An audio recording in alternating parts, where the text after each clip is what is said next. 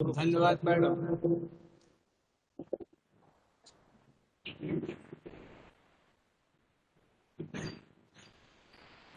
भारतवर्ष के विभिन्न क्षेत्र में हमारा देश 35 राज्यों में बटा और उसकी लगभग 22 भाषाएं, और उन्हीं भाषाओं के और कला के माध्यम से हर क्षेत्र को हम पहचान रहे। जैसे आपने अभी जिक्र किया दांडिया गुजरात का, तो बिहू ऐसे डांस है। इसी प्रकार हर क्षेत्र में प्रारंभ से मानव का मिट्टी से बहुत ही लगाव रहा, और मिट्टी से ही बने हुए पैदा हुए अनाज को हम संग्रह करते हैं। उसमें उसकी गांव से हम चल रहे हैं, आपको गांव से बताते हुए। गांव में जब मिट्टी का घर होता है, मिट्टी का खपरेल बनता है, मिट्टी के बर्तन बनते हैं, सजावट के उनके फूलदान, कटोरी, प्लेट, कप सब मिट्टी पर ही आधारित। यहाँ तक कि जो अनाज भी पैदा होता है उसके रखने की बखारी भी मिट्टी की ही बनाई जाती है। हमारे प्रदेश में बहुत से इंडस वैली से सिविलाइजेशन से हम देखते आ रहे हैं कि वहां पर भी मिट्टी की मोहरें मिली। उन मोहरों से पता चलता है कि हम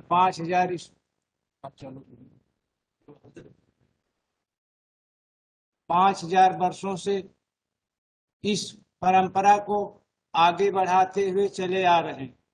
यहाँ पर भी आप देखें, देवी की मूर्ति है, उसको कैसे सजाया हुआ है। उस समय कैसे लोगों ने बनाया और पकाया, तब भी लोगों को आग का ज्ञान था, और उसको फिर मेटल तक ले गए हैं ये लोग। कांस्य की मूर्ति एक नर्तकी की मिली है, एक जो कि उसके गहने भी उसमें इस समय तो इस पे नहीं दिख रहा है, लेकिन उसमें गहने भी हैं बने हुए। और आज मिट्टी का पूरा क्षेत्र में कारोबार, गांव की महिलाएं, बच्चे, सभी लोग उसमें इन्वॉल्व होकर काम करते हैं, जिससे हमारे उस क्षेत्र की जानकारी दूसरे क्षेत्र का उस बर्तनों के माध्यम से, उस रीति रिवाज के माध्यम से एक दूसरे में आदान प्रदान हो रहे। भारतवर्ष के विभिन्न क्षेत्रों में, जैसे चिन्हट है हमारा लखनऊ का क्षेत्र, इसमें लोग ज्यादातर वहाँ के शिल्पी जो हैं हाथ से ही काम करते हैं, चाक से बहुत कम काम किए हुए हैं, और दीपक को बना के एक दूसरे में जोड़ते हैं। सजावट का घर का सामान बनाते हैं, प्लेट बनाते हैं और गमले बनाते हैं, और विभिन्न कलर से, जो देसी कलर हमारा काबिस, ये सब मिला के रंगते हैं। फिर इसी तरह बिहार की कला है, इसी तरह राजस्थान, सब कलाएं एक दूसरे से मिलती हैं। सभी में जैसे गोरखपुर का 1000 वर्ष का प्रमाण मिलता है कि यहाँ पे मूर्तियां बनाई जाती। गणेश को कितना बढ़िया बनाया और उसको किस ढंग से सजाया हुआ। पश्चिम बंगाल तो सबसे उत्तम है, क्योंकि वहाँ की मिट्टी दोआब मिट्टी कही जाती है।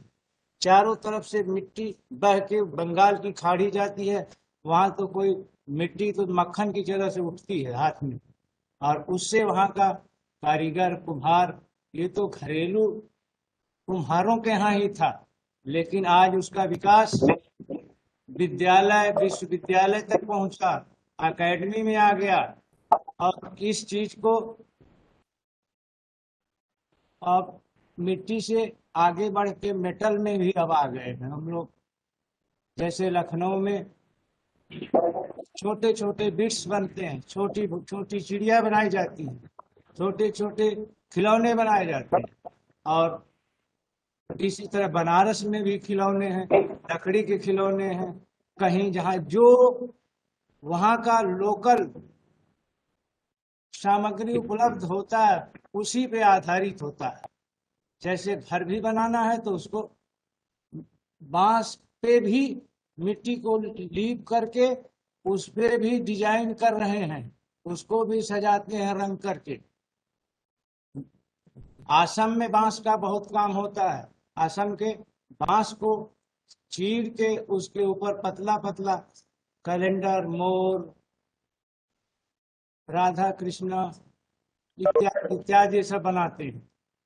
तो इस तरह से हमारे देश में बहुत अच्छा इसका प्रचार प्रसार हो रहा है। इससे लोग अच्छे पैसे भी पा रहे हैं। महाराष्ट्र है, महाराष्ट्र में भी बड़े बड़े खिलौने और उसमें लालटेन का भी दिया हुआ है, बड़े बड़े गमले बनाए गए हैं। सजावट के ही बहुत सारी मिट्टी पर आधारित कार्य किए गए हैं। अब लकड़ी का काम बहुत अच्छा साउथ में होता है, तमिलनाडु में। वहां तो मंदिरों के बहुत लाइफ साइज से भी बड़े बड़े गेट पर मूर्तियां बनी हुई हैं, और वो भी लकड़ी की बनी। और साथ में वहाँ के टेराकोटा भी बहुत प्रसिद्ध है। मध्य प्रदेश का घोड़ा, और मध्य प्रदेश में जनजाति संग्रहालय भोपाल में बना हुआ है। वहाँ के लोग लोहे और के चादरों को पीट पीट के उसका भी मॉडल बना बना के हाथी घोड़े और वहाँ के जो लोग व्यवस्था में सामग्री है उसमें काम करके आज संग्रह भरे हुए। हमारी अकादमियां इनको प्रोत्साहित भी कर रही है, अवार्ड भी देती है छोटा छोटा। और अब तो जिले स्तर तक भी इसका प्रचार प्रसार सरकार करवा रही है। इसके पहले तो क्षेत्रीय थे, लेकिन अब तो डिस्ट्रिक्ट लेवल पर पहुंच गया है कि डिस्ट्रिक्ट लेवल में हमारे बच्चे स्कूलों में भी कुछ सीख रहे हैं कि नहीं सीख रहे हैं। वहां भी मिट्टी के बर्तन, खिलौने, पेंटिंग के द्वारा लोगों को दिखाया जा रहा है और पढ़ाया भी जा रहा है, बताया भी जा रहा है। और इसमें भी कुछ जो है वहाँ की महिलाएं, ये समूह का कार्य होता है मूर्तिकला। इसमें एक आदमी नहीं कुछ कर पाता, इसमें कम से कम लड़के भी लगेंगे, औरतें भी लगेंगी और आदमी भी लगेगा। तीनों लोगों का एक समूह बनेगा, तभी ये पूरा प्रारूप तैयार होता है। एक आदमी के बस का नहीं कि अभी वो मिट्टी में मूर्ति बना लेगा और उसकी ढलाई करेगा, एक का बस का नहीं। इसमें समूह लगता है, दो तीन, तभी जाके पूरा होता है। हमारे देश में पहले तो देवी देवताओं पर ही आधारित था, लेकिन आज उससे बढ़ के जो हमारे महापुरुष स्वतंत्रता सेनानी हैं, उन तक की बड़ी बड़ी मूर्तियां बनाई जा रही हैं। क्योंकि वही गांव के ही स्टेप को आज हम आगे लेके विश्वविद्यालय तक पहुंच के आए हैं दर्शक। और यही हम देख रहे हैं कि इसमें भी लोगों को जीने के कुछ तो काम मिल रहे हैं। और मैं चाहूंगा कि कुछ आपको बना के ही लाइव दिखाऊं, बोलने में बहुत ज्यादा वक्त नहीं खत्म करना चाहता हूँ, कुछ बना के ही आपको दिखाऊं, इससे आप लोग भी जाने कि हाँ हम कुछ करते हैं या नहीं करते हैं। ये सब भट्टी पकाने के लिए जो रखी हुई है, ये जैसे हमने लगाया है वो बर्तन बनाया, ये सब इसका पकाने की विधि दिखा रहा हूँ आपको। अब इसमें टेम्परेचर है, इसको एक घंटे में नहीं हो सकता। ये तो 3-4 दिन का प्रैक्टिकल हो तब काम पूरा सीखेगा। मैं कम समय लेके अब थोड़ा सा अपना कुछ बना के आप लोगों के सामने पेश करना चाहूँगा। धन्यवाद। सही रख दो इसको तो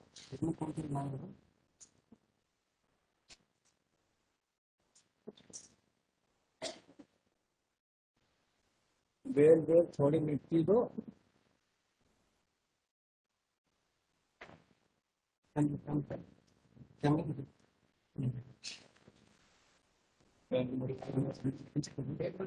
वैसे बेल तो हम बेल लेंगे थोड़ा सा।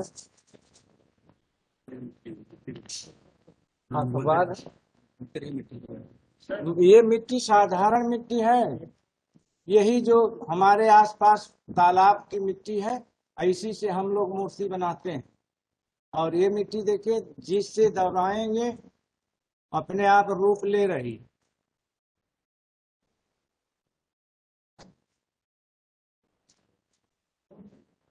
ये बटवा जो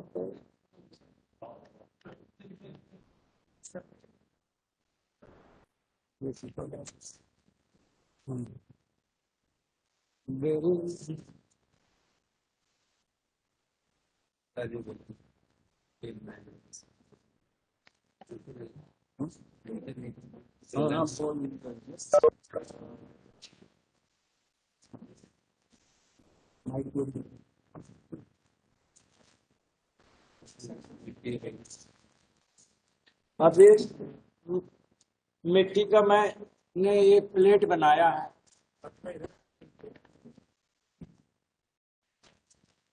अब इससे मैं एक छोटा सा खिलौना बना के दिखाता हूँ आपको कि कैसे ये बनेगा।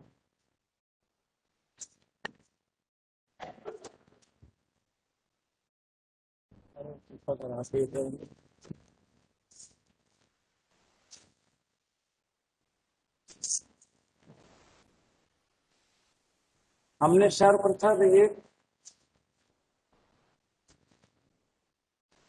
प्लेट बेला और उसको घुमा के आप लोगों के सामने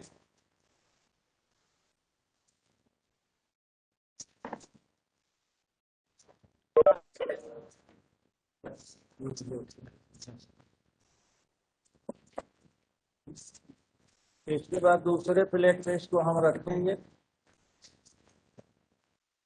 और इसको साइड से दबा के मिला दें बेस में।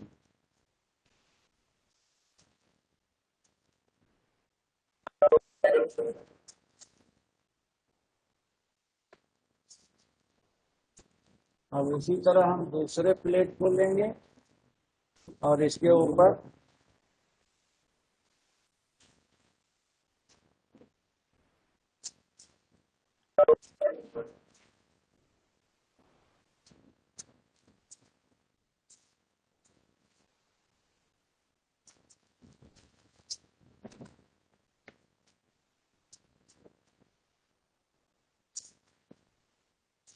अंदर से और बाहर से बढ़िया से जोड़ते हैं।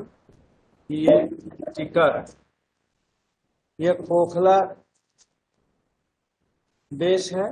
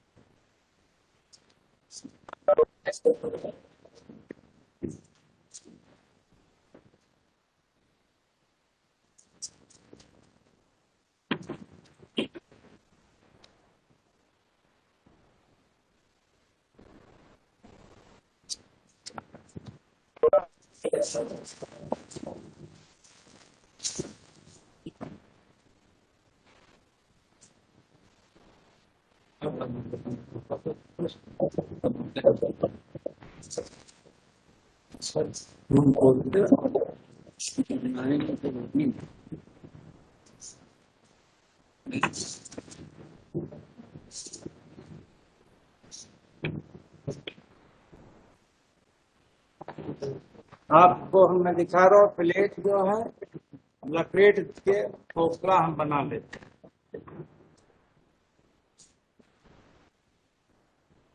अब ये जैसे लग रहा है कि कोई बैठा हुआ है, इसी में मैं एक हाथ इसको देखते हुए और ये जो है यहाँ पे चिपका रहा हूं।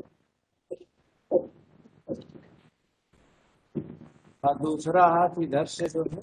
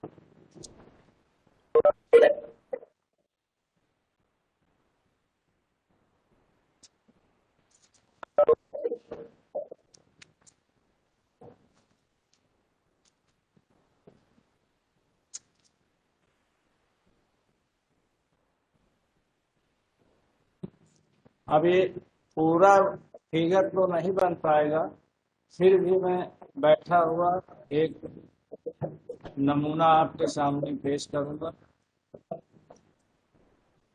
कैसे बनाते हैं मिट्टी को एक दूसरे में चिपका चिपका कर।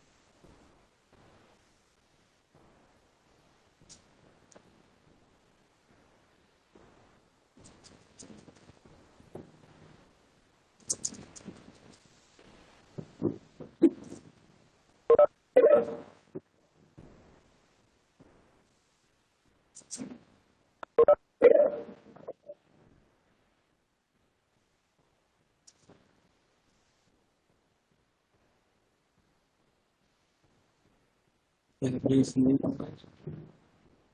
आराम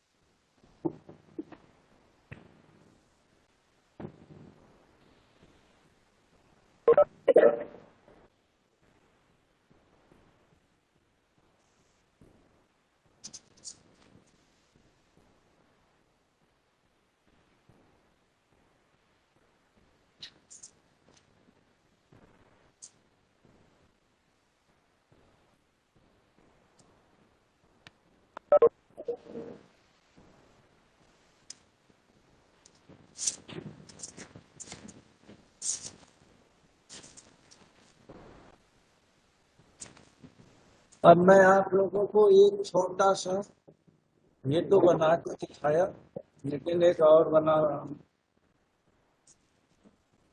इसमें बहुत ज्यादा कलाकारी नहीं है। आप मिट्टी को हाथ में लें और उसमें एक आटा जैसे रोटी बनाते हैं उस तरह का एक आकार बनाएं गोला, और ज्यों ही ये गोला बनता है उसको हम अपने हाथ के हथेलियों में ही ऐसे दबा दें।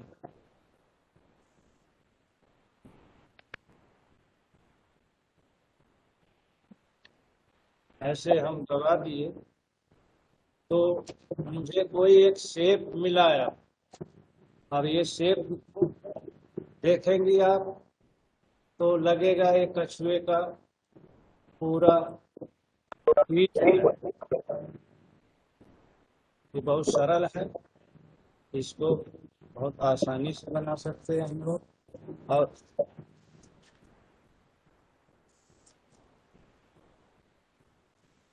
इसमें इसका मुंह अलग से बना के फिट कर सकते।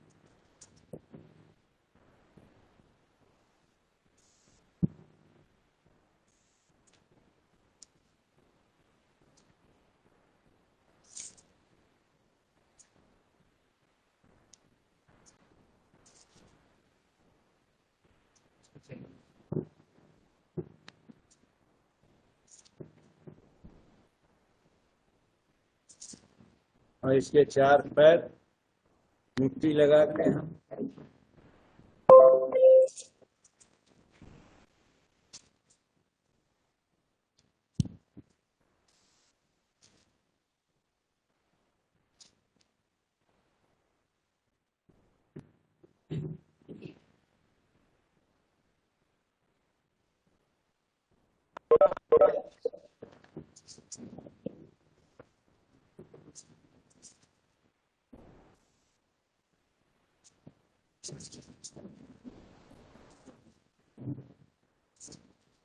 इसको बनाने में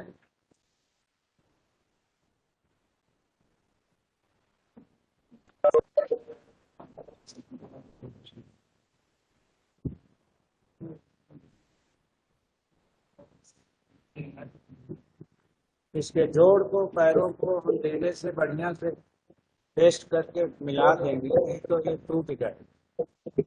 इसलिए इसको थोड़ा प्रेशर से, और ये भी बन के तैयार हुआ।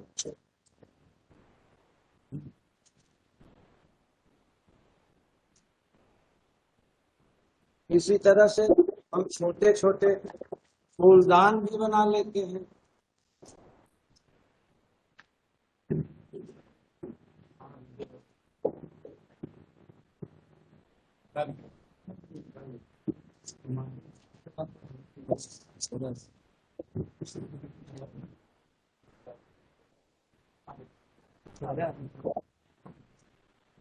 ये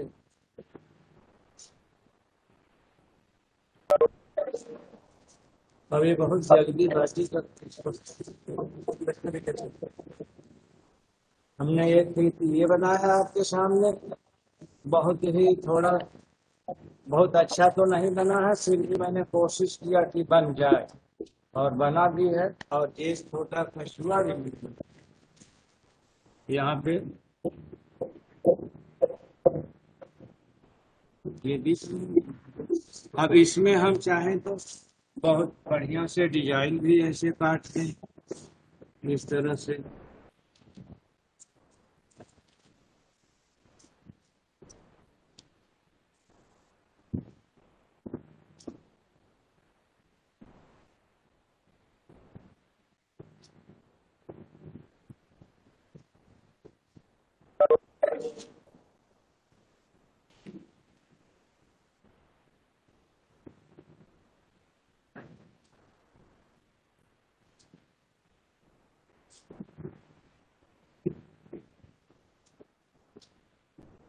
ठीक हो गया क्या भैया?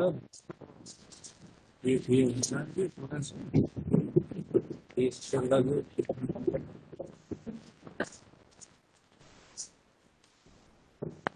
ये आदमी हमने एक बनाया है जो लग रहा है अखबार पढ़ रहा है बहुत जल्दी में ही, क्योंकि ये पूरा ज्यादा वेट नहीं है, खोखला बना हुआ।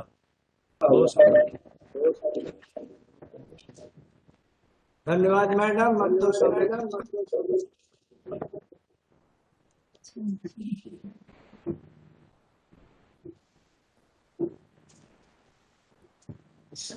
कुछ पूछेंगे?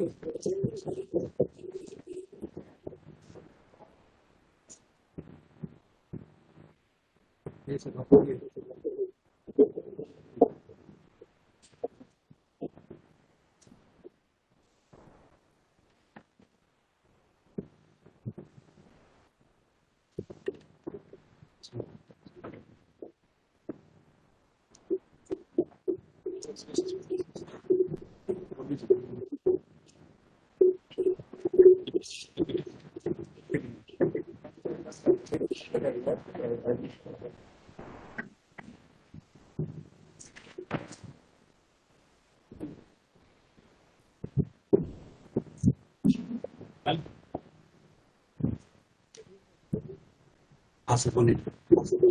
सभी को नमस्कार। मैं डॉक्टर विशाल यादव। पहले तो मैं धन्यवाद दूंगा सीआरपी को मुझे इनवाइट किया व्याख्यान के लिए, इस भारतीय क्षेत्रीय कला के परिचय के लिए। मैं पहले बताना चाहूंगा कि कला है क्या चीज। कला एक देखा जाए तो एक कला एक भाषा है जो सभी विषयों को जन्म देती है। या जैसे हिंदी हुआ या संस्कृत हुआ, है ना। पहले जो हमारी जो भाषा थी कला ही थी। पहले हिंदी नहीं थी, न संस्कृत थी, न उर्दू थी। कला एक ऐसी भाषा है जो कोई भी क्षेत्र का पहचान सकता है, वो समझ सकता है उस बात को। जैसे पहले हमारे आदिमानव थे, आदिमानव से ही हमारी कला का जन्म होता है। उन्होंने उनको तो पढ़ने लिखने आता नहीं था, तो क्या करते थे कि चित्रों के माध्यम से अपनी बात को एक दूसरे व्यक्ति को पहुंचाने के लिए वो चित्रों के माध्यम से वो चित्र बनाते थे और अपनी भाषा को दूसरी जगह शेयर करते थे। जैसे जंगल में गुफाओं में रहते थे, उनको कैसे शिकार करना है, कैसे क्या करना है, तो पहले चित्र बना लेते थे। तो उस तरह जाकर वो शिकार करते थे, प्लान करते थे। इस तरह हमारे धीरे धीरे कला का विकास होता गया। तो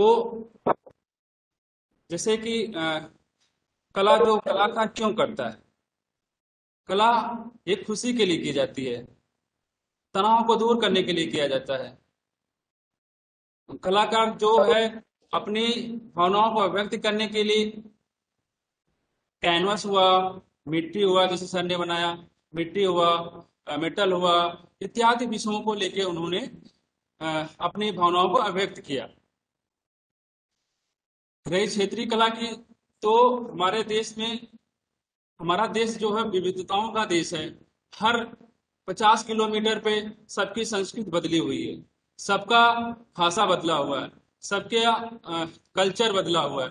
तो उन्होंने अपनी भाषाओं को गांव से लेके कैसे रहते थे, त्योहारों को लेके और शादी विवाह पे जो चित्र बनाए जाते थे, कैसे रहन सहन, क्योंकि उस समय तो पढ़ाई लिखाई थी नहीं, सिर्फ क्या था, उनको अभ्यास नॉलेज था चित्र के माध्यम से।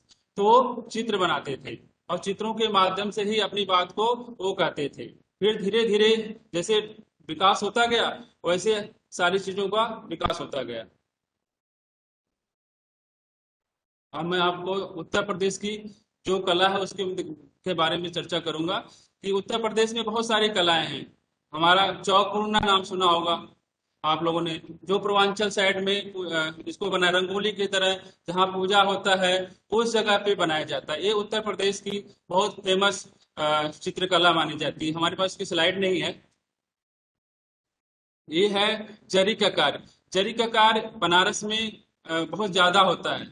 और महिलाएं साड़ी पे बनाती है, दुपट्टे पे बनाती है ना, बहुत सारे चीजों पे जो दैनिक जीवन उपयोग वाले होने वाले वस्त्रों पे इसका प्रयोग किया जाता है। ये हमारा क्या बोलते हैं, इसमें रोजगार भी बहुत अच्छा है।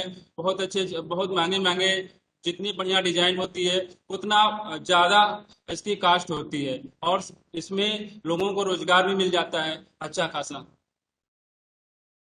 ये इसका इस डिजाइन को कपड़े पे महिलाएं जड़ती हैं। ये भी जरी का कार्य बनारस का।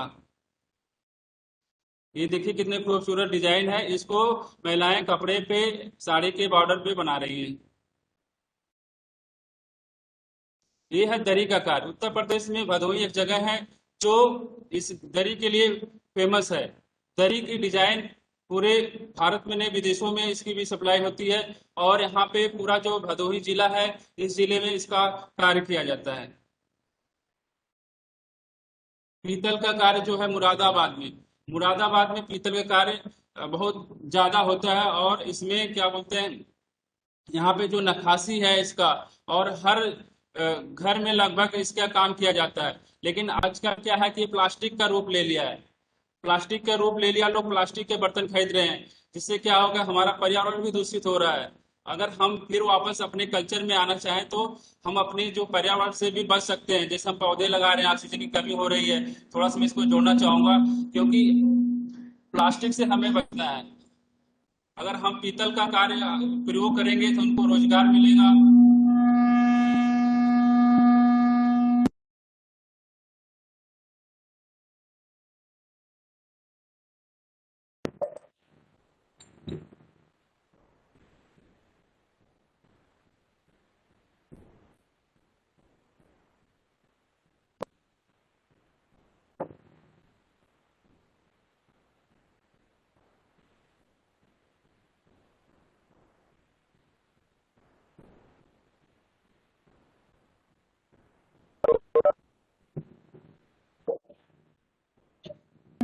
इसको बोलते हैं उपयोगी कला। फिरोजाबाद की चूड़ियां हैं जो महिलाएं, है ना, इसको वहाँ चूड़ियां फेमस है फिरोजाबाद की। और ये विश्व प्रसिद्ध चूड़ियां हैं। यहाँ पे लाख की भी चूड़ियां बनाई जाती हैं। उत्तर प्रदेश में खुर्जा एक जगह है जहाँ पे सिरेमिक का काम होता है, मिट्टी के बर्तनों को बनाया जाता है। और चाय का प्लेट, कप, बहुत सारी चीजों को बनाया जाता है। आजकल तो मिट्टी के ज्वेलरी भी बनाए जाते हैं, माले भी बनाए जाते हैं, जिसको महिलाएं खुद पे घर पे बना के उसको पहन सकती हैं, और एक फैशन के रूप में उसका प्रयोग किया जाता है। कुल्हड़ है। और सिरेमिक का अब तो, पहले कुम्हार काम करते थे, अब एक क्या विश्वविद्यालयों में पॉटरी विभाग खुल गया है, जिसमें खुद क्रिएशन करते हैं, पॉटरी के बर्तन बनाते हैं, अलग अलग डिजाइन बनाते हैं, जिसका जिसका अपने देश से बाहर भी जाता है पॉटरी का डिजाइन। और इसमें एक पॉटरी का लाखों रुपए का मिलता है। हमें लगता है कि उपयोग का बर्तन है, सिर्फ उपयोग के लिए बर्तन नहीं है, बहुत से ऐसे चीजें जो हम आर्ट के लिए करते हैं वो सिरेमिक में बनाया जाता है। निजामाबाद आजमगढ़ का ब्लैक पॉटरी के नाम से फेमस है। इसकी यहाँ खासियत है कि इस यहाँ की जितनी भी पॉटरी है वो ब्लैक पॉटरी बनाई जाती है। और वहाँ के जो आसपास के लोगों को रोजगार मिलता है। और इसमें अगर लोग खरीदें तो वहाँ के जो क्षेत्र के लोग हैं, क्षेत्र का विकास होगा, और हमारी कला का विकास होगा।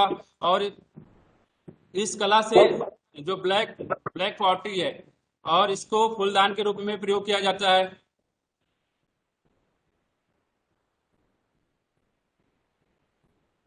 अब हम चित्रों पे आएंगे। ये मधुबनी पेंटिंग, जो आप लोग सब लोग जानते हो कि मधुबनी पेंटिंग हमारे देश में नहीं विदेशों में फेमस है। ये बिहार की मिथिला पेंटिंग है, जो पहले श्री राम जी के जन्म और सीता के जन्म के संबंध के समय एक चित्र का आविष्कार हुआ, जन्म हुआ। पहले रंगोली के रूप में बनाया जाता था, फिर दीवारों पे बनाने लगे, फिर धीरे धीरे जैसे हमारे देश का विकास हुआ, हमारे पास पेपर आया, कपड़ा आया, उस तरह हमारा जो है रंगोली कपड़ों पे, कागज से लेके कपड़ों तक आया।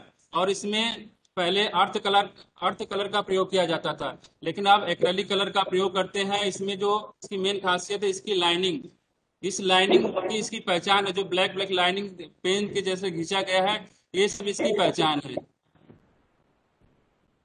इस इसमें अभी इसमें भी ऐसे बहुत सारे कलाकार हैं जो हमारी भारत सरकार जो है भारत भूषण पुरस्कार वगैरह देती रहती हैं, और बिहार के जो गवर्नमेंट है वो भी इसको विकास के लिए बहुत सारा कार्य किया है। वहाँ के स्टेशनों पे आपको मिलेगा बहुत सारा कार्य इस तरह वहाँ के लोगों का।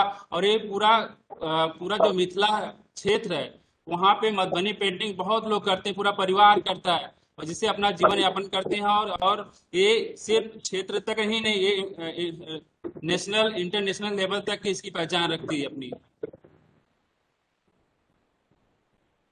ये मधुबनी पेंटिंग है जिसमें सीता जी हैं और राम जी हैं, दोनों का शादी समारोह का ये दिखाया गया हुआ है।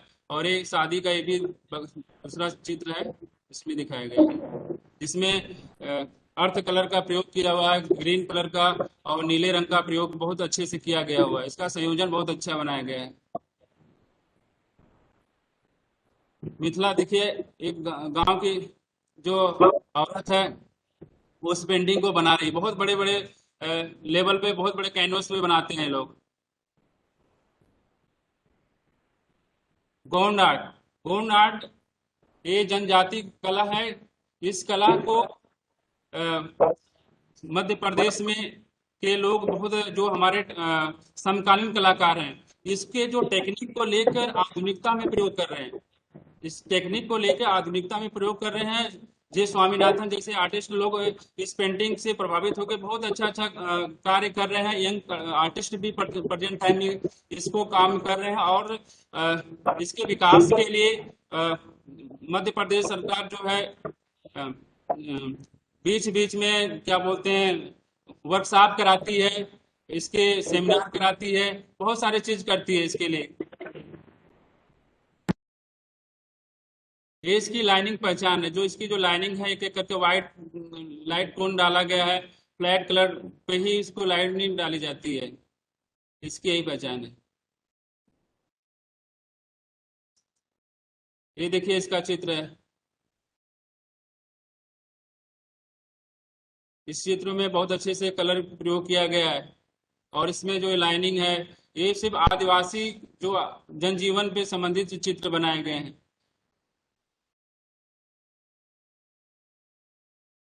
कालीघाट का चित्र अपने आप में बहुत फेमस है।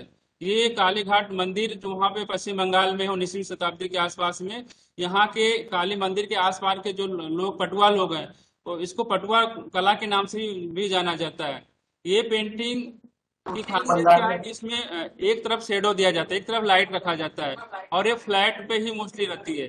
इससे एक आर्टिस्ट हैं आधुनिक कला के यामिनी राय, इससे प्रभावित होके वो इन्होंने पेंटिंग बनाते थे, और उन्होंने अपनी एक अलग पहचान बनाई है। पटुआ चित्रकला, पटुआ और कालीघाट दोनों का एक ही नाम है, और उनकी पेंटिंग करोड़ों अरबों रुपए में बिकती है। इसी पेंटिंग से प्रभावित थे वो यामिनी राय, जो भी पश्चिम बंगाल के थे। ये देखिए काली मंदिर के पास में के जो है वहाँ पे जो वहाँ पे लोग आते हैं वो पेंटिंग खरीदते हैं, और वहाँ के लोगों का विकास होता है जो पेंटिंग खरीदते हैं। आजकल तो पेंटिंग हैंडमेड पेंटिंग महंगी है, लोग इसलिए नहीं करते, प्रिंट खरीदने लगे। अगर लोग पेंटिंग इसको खरीदने लगे तो वहाँ के कलाकारों का जीवन यापन बहुत अच्छा चल सकता है, विकास हो सकता है, इस कला का और विकास किया जा सकता है। कलमकारी आंध्र प्रदेश की के लिए जानी जाती है। इसका मेन खासियत है कि ये वनस्पतियों के जो कलर है, फ्लावर है, जो मंदिरों में चढ़ाए जाते हैं, उस जो वेस्ट होते हैं कलर, वो फ्लावर सॉरी जो फ्लावर होते हैं या पत्तियां होती हैं फूलों को, उनको लेके वापस लेके और उनको उनसे कलर बनाते हैं, और इस तरह एक कपड़ों पे पेंटिंग की जाती है। और पहले तो दीवारों पे करते थे, और बांस की कूची से वगैरह से बनाया करते थे, लेकिन अब तो ब्रश भी मौजूद है। इसलिए आप लोग ये लोग कैनवस पे करते हैं, कपड़ों पे वगैरह भी बनाया जाता है, बेडशीट वगैरह पे प्रयोग किया जाता है। ये कलमकारी के अन्य चित्र हैं, इसमें एक सरस्वती जी बनाई हुई है, दूसरे इधर जिसमें घोड़े वगैरह बनाए गए हैं। मैसूर की चित्रकला, मैसूर की चित्रकला की एक अलग टेक्निक है, जिसमें एक कागज पे बनाया जाता है और इसका जो है पीतल के या सोने की लीफ होती, पत्ती होती, वो बकायदे इस पे किनारे किनारे पे जड़ी जाती है। बीच बीच में देखिए आप गोल्डन कलर का है, इसका प्रयोग किया जाता है। ये देखिए इसमें जो मंदिर ये चित्र है, इस चित्र में कितना अच्छा से कलाकार ने बनाया है, और इसमें जो है गोल्ड लीफ का प्रयोग किया गया है। बैकग्राउंड फ्लैट है, कहीं कहीं शेडो दिया गया है। पिथौरा चित्रकला, पिथौरा चित्रकला ये भी मध्य प्रदेश का है, और इस कला से मकबूल फिदा हुसैन जो हैं प्रभावित थे, और इसकी जो घोड़े हैं और इसकी लाइनिंग मकबूल फिदा हुसैन ने इससे प्रभावित होकर अपने चित्रों में प्रयोग किया है। आप जानते होंगे इनके मकबूल फिदा हुसैन की पेंटिंग करोड़ों रुपए में बिकती है, 2 3 4 5 6 10 करोड़ 20 करोड़ में बिक जाती है। और एक चीज और बताना चाहूंगा, जो शुरुआत में काली घाट चित्र था, उस चित्र को मुझे नाम नहीं याद आ रहा है, किसी एक आर्टिस्ट का भी अमृता शेरगिल, सॉरी अमृता शेरगिल की पेंटिंग प्रेजेंट अभी 1 महीना हुआ है, जिसमें 38 करोड़ की पेंटिंग बिकी है, अभी 38 करोड़ में बिकी है। उससे प्रभावित होकर उन्होंने अपना बनाया था, चित्र बनाया था उन्होंने, अमृता शेरगिल थी। ये पिथौरा कला है जिसमें घोड़े ज्यादातर दिखाई देते हैं। वहाँ के जो जीवन यापन है, वहाँ की जो शैली है रहने की, त्योहारों का, मेले का, वो सारी चीजें बनाई जाती है। पिछुआई पेंटिंग, पिछुआई का अर्थ है कि पीछे जो हमारा मंदिर है, ये नाथ द्वार की पेंटिंग मानी जाती है, और ये राजस्थान जयपुर की पेंटिंग है, जिसमें श्री कृष्ण भगवान श्रीनाथ जी के मंदिर जो है उसके पीछे लगाई जाती है, और प्रत्येक दिन अलग अलग विषय से उन्हीं के विषय से संबंधित चित्रों को लगाया जाता है पर्दे की तरह पीछे के साइड में मंदिर के, इसलिए इसका नाम पिछोई रखा गया। ये भी देखिए बहुत बढ़िया पेंटिंग बनाई गई है।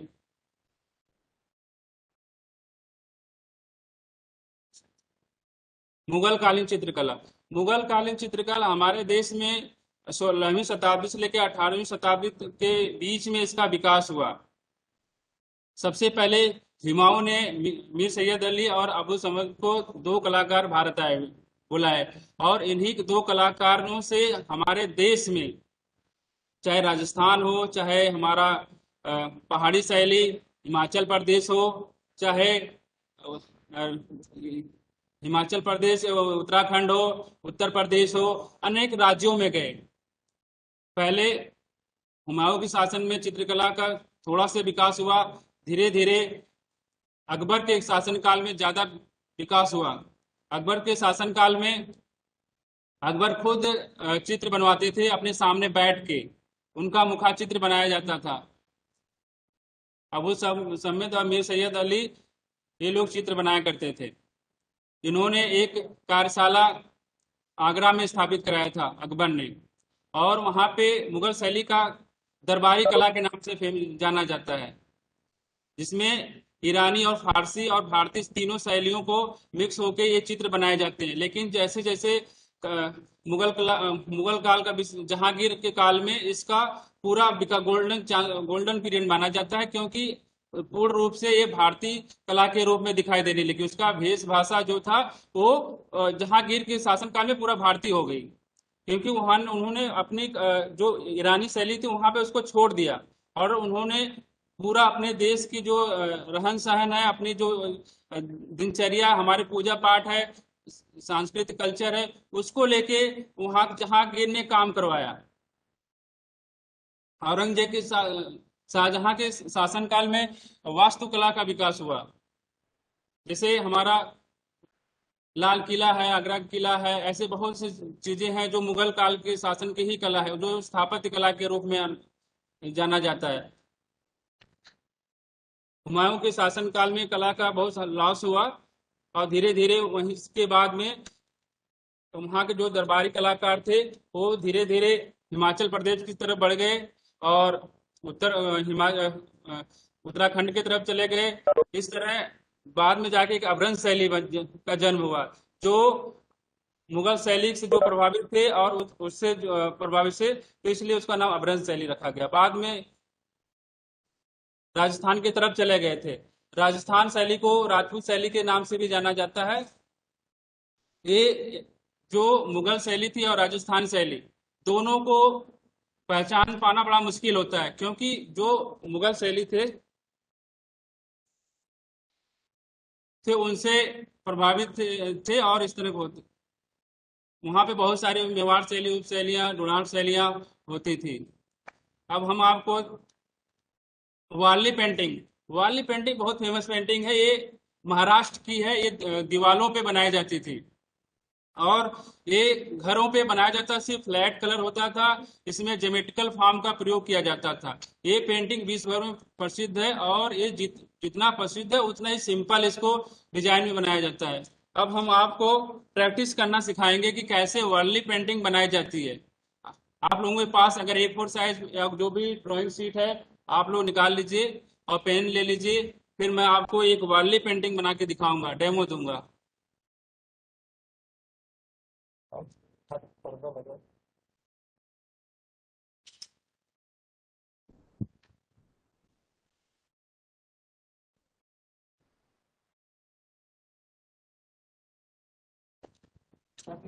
Warli painting, Warli painting start करने के लिए हम सर्कल लेंगे, हाफ सर्कल लेंगे, ट्रायंगल लेंगे, स्ट्रेट लाइन लेंगे, कर्व लाइन लेंगे, जो हम आप लोगों ने फर्स्ट क्लास में पढ़ा होगा या देखा होगा, टीचर ने बनवाया होगा।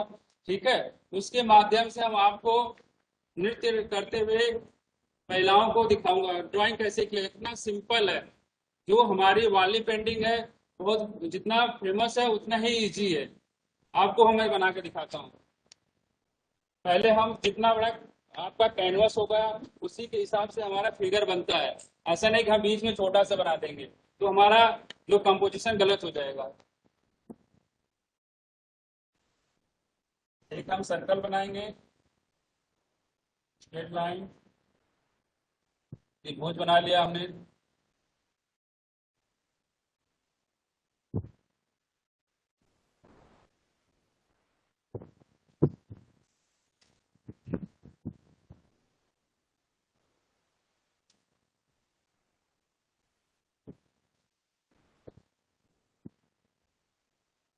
अब इसमें क्या है कि आप कैसे भी डिजाइन अपने मन से डाल सकते हो। इसके इसमें पॉइंट है, डॉट,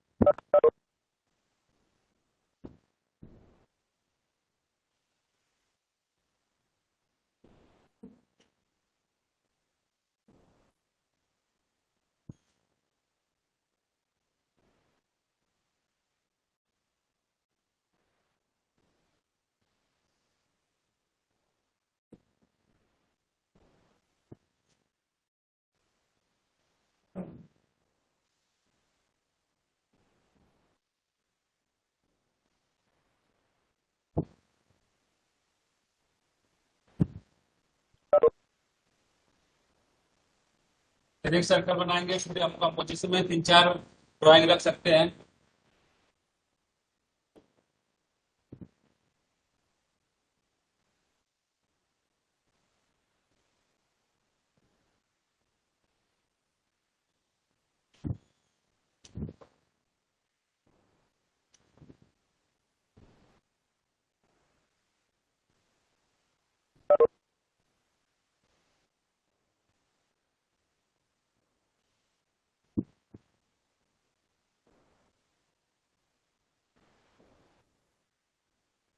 इसमें हम डिजाइन डाल सकते हैं, पैटर्न डिजाइन।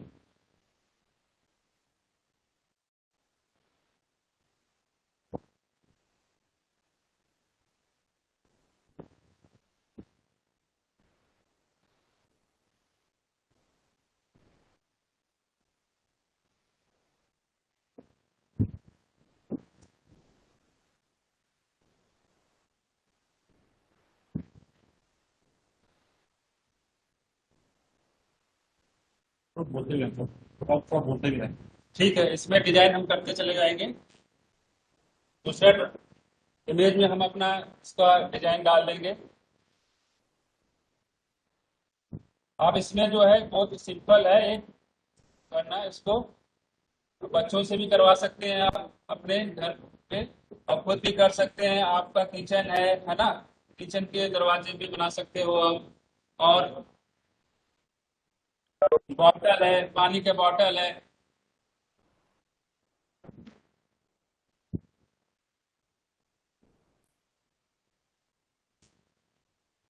टिफिन का जो कैरी बैग होता है उसमें बना सकते हो। कहीं पे भी बना सकते हो अपने घर को सजाने के लिए।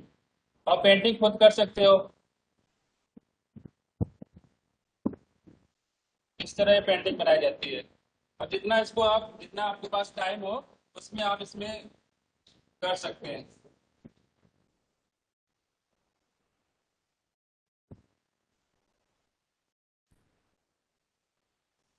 दूसरा फिगर एक और डालेंगे यहाँ पे।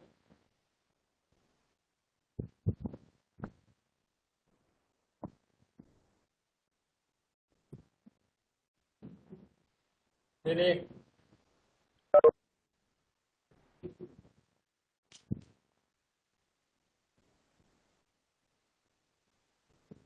इस तरह हम पैटर्न में डालते जाएंगे।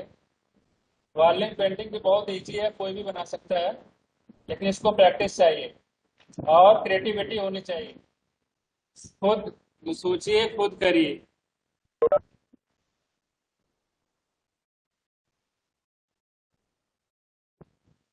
घर के किनारे किनारे बॉर्डर होते हैं, पट्टी होते हैं, उस पर आप बना सकते हो इजिली।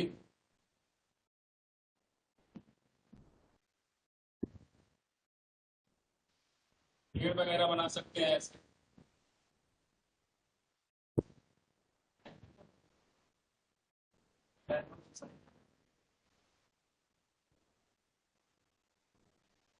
पेड़ बना लीजिए यहाँ पे।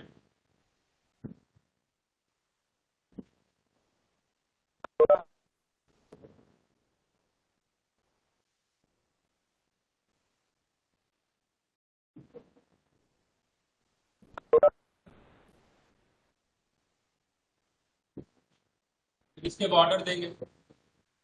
इसके बाद हम लास्ट में ऊपर बॉर्डर बनाएंगे।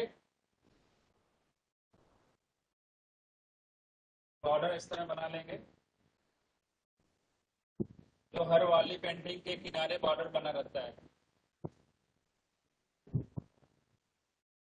बॉर्डर बनाएंगे जो हर वाली पेंटिंग के किनारे पे बॉर्डर बना होता है। इस बॉर्डर को अपने हिसाब से कुछ भी कोई भी बॉर्डर दे सकते हो। पत्तियों को डिजाइन कर सकते हो, ज्योमेट्रिकल फॉर्म को लेके बना सकते हो, डॉट को रख के बना सकते हैं। ये आपके क्रिएटिविटी पे है, कितना आप सोचते हो, कितना आप कर ले जाते हो। क्योंकि आर्ट ऐसी चीज है जो अभ्यास मांगता है। और अपने देश में क्षेत्रीय कला के विकास के लिए अभिभावकों को थोड़ा जागरूक होना पड़ेगा। तभी हमारे देश का जो कला है वो उसका विकास होगा। अभी नई शिक्षा नीति में कला का पूरा जोर दिया गया है कि अब फर्स्ट क्लास से ही कला पढ़ाया जाएगा। उसका सिलेबस भी बन रहा है जिससे बच्चे रोजगार पा सकें। और क्योंकि कला जो है, चाहे हिंदी हो, चाहे गणित हो, चाहे संस्कृत हो, जैसे हमने शुरू में बताया था, सब जगह प्रयोग किया जाता है। क्योंकि कला में जो लाइन है उसी लाइन से जितना आप मूव करेंगे, चाहे ए बनाना हो तो ए बन जाएगा, बी बन जाएगा, क बनाना हो तो क बन जाएगा। इसलिए क्योंकि कला तो सभी सब्जेक्ट में आता है। हमारे जो अभिभावक हैं मोस्टली मैं उनको जोड़ दूंगा। बनने के बाद जो है वो दिखाएंगे सब डाल।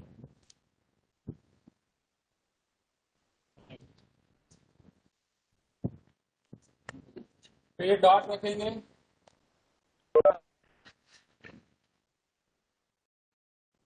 इस तरह हम बॉर्डर को कंप्लीट करने जा रहे हैं।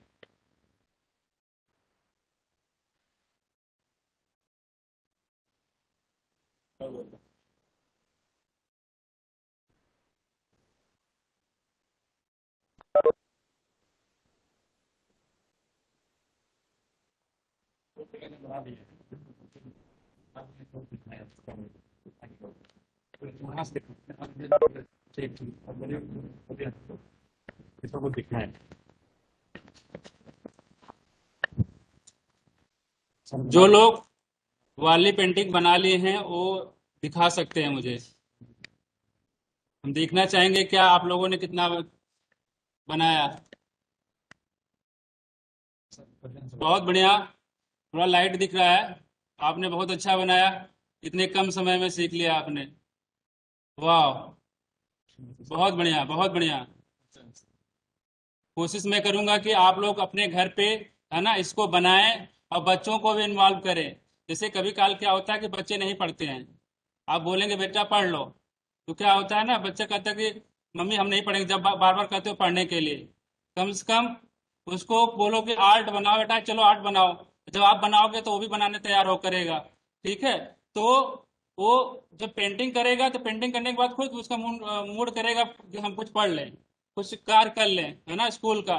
तो पहले उस बच्चे का जो फोकस है ना, बार बार हम कहते हैं कि पढ़ाई करो पढ़ाई करो पढ़ाई करो। ठीक है, तो पहले आप उसको ले आइए आर्ट की तरफ।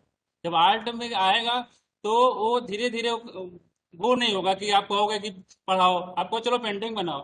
पेंटिंग भी बनाने का एक तरीका कर सकते हो आप इस तरह।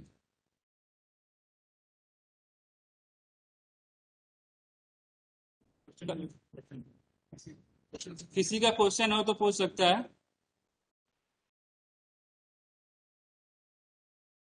बहुत बढ़िया मैम, आपका थोड़ा सा लाइट दिख रहा है। बहुत बढ़िया। थोड़ा आपने किनारे बनाया तो आप उसको बीच में बनाइएगा तो और अच्छा होगा।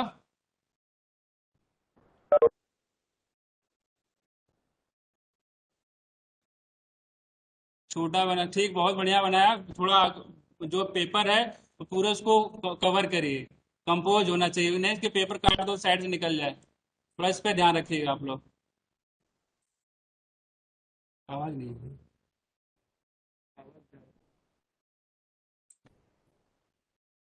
बहुत बढ़िया, बहुत बढ़िया।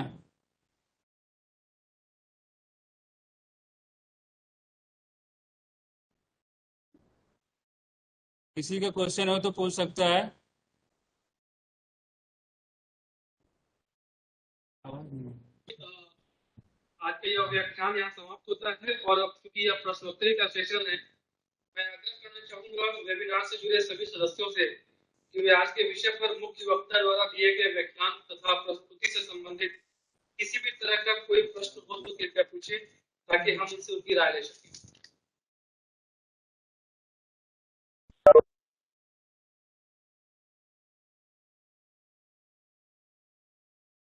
किसी भी मेंबर्स का, क्योंकि इन्होंने भारत के विभिन्न क्षेत्रों से अलग अलग कलाओं के बारे में विस्तृत जानकारी हमें दी है,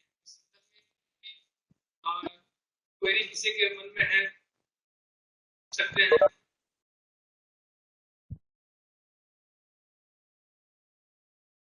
स्पेशली इस पे ज्यादा मेहनत की है इन्होंने, कलर भी डाल दिया है इस बॉडी आर्ट में।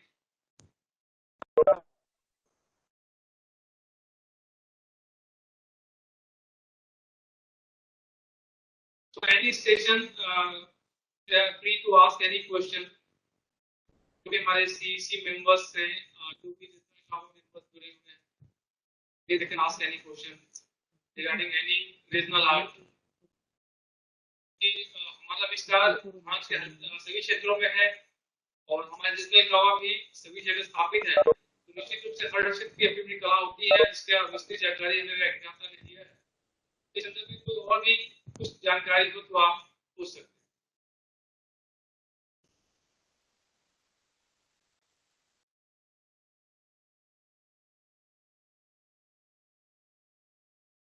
धन्यवाद। अगर अभी किसी का क्वेश्चन नहीं है और बाद में भी किसी का कोई क्वेश्चन हो तो वो आप हमें अफ्तावा के मेल आईडी पे मेल कर सकते हैं, ताकि हम इसका माकूल जवाब हम अपने व्याख्याता से लेकर बाद में भी आपको हम दे सकते हैं। महोदय, अब मैं अनुरोध करूंगा ग्रुप केंद्र लखनऊ, मैं अनुरोध करूंगा वहाँ उपस्थित कमांडेंट श्री राकेश कुमार लखनऊ से कि वो डीजी सीआरपीएफ की तरफ से सीआरपीएफ की मेमेंटो प्रोफेसर श्री लालजीत जी को भेंट कर उन्हें सम्मानित करें। ग्रुप केंद्र लखनऊ, कमांडेंट श्री राकेश कुमार।